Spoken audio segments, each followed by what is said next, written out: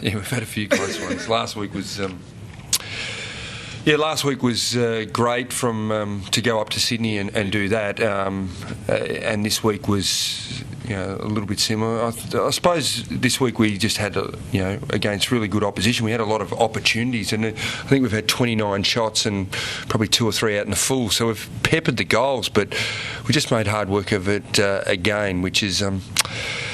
Which can be frustrating, but it also puts us in sometimes some of the places that we've been to and we've never succeeded really. And we've been in those spots where we've had to find and dig and the will to win. And I think that's showing through the group that we've matured a little bit as a team across the board. Not just Chris Judd standing up and doing what he has to do. I think the credit has to go to a lot of men in the team, not just one individual. I think his performance last week was outstanding, but this week I thought Jamison and Dygan and Gibbs on Goddard was outstanding. So Yaron's first half was brilliant. There's a lot of players that played their part and did a great job for us. Does it tell the players, you want to be a top 4 team, that top 4 teams win these games against great sides like St Kilda? That belief thing that you spoke about?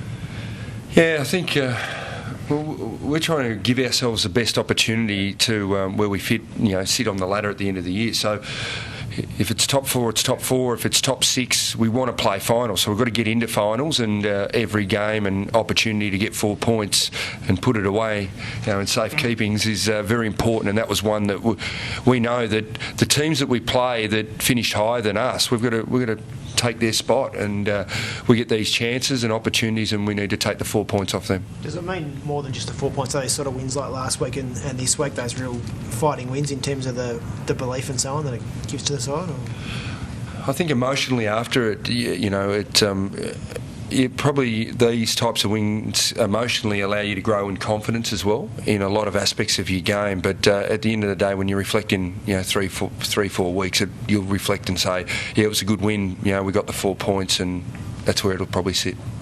Andrew Walker, he can kick straight sometimes. Sometimes you can go the other way. What was going through your mind when he was the one in that spot? His goal kicking's been pretty good this year. Yeah. His accuracy and I was sort of had a fair bit of faith in him. That play, it started in the back pocket. I don't know if it was Carazzo or someone kept the ball in, which was a smart decision of it. And then the way it engineered it was impressive.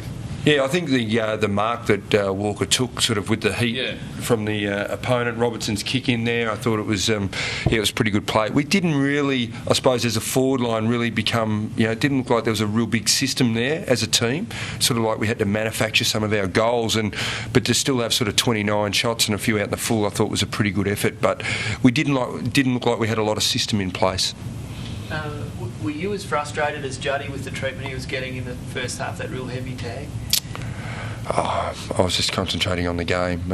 At ground level, it's hard to see everything. You're sort of going to replays, listening to what's going up in the box. So, I know that his influence last week would have been something that they planned for, and he was always going to cop some attention. Yeah. His last quarter, though, we've seen it a lot from him, but the lift, and a lot of guys did, like you said, but again, he was, I don't know what his stats were in the last quarter, but it was pretty...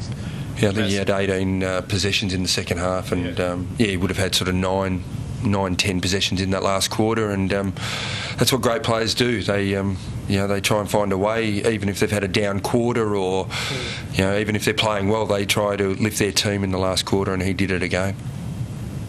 What's the bye going to allow you to do, Brett? Probably get some men back on the deck. We've sort of lost a lot of men in the tall department.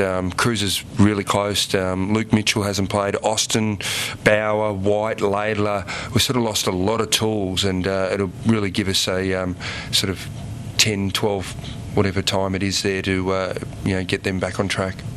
What's the thinking with Cruz and ours to when he might play his first VFL game? He'll play next week or the week after. We sort of haven't fully decided exactly which way we'll go there, but he's within a week or two from playing.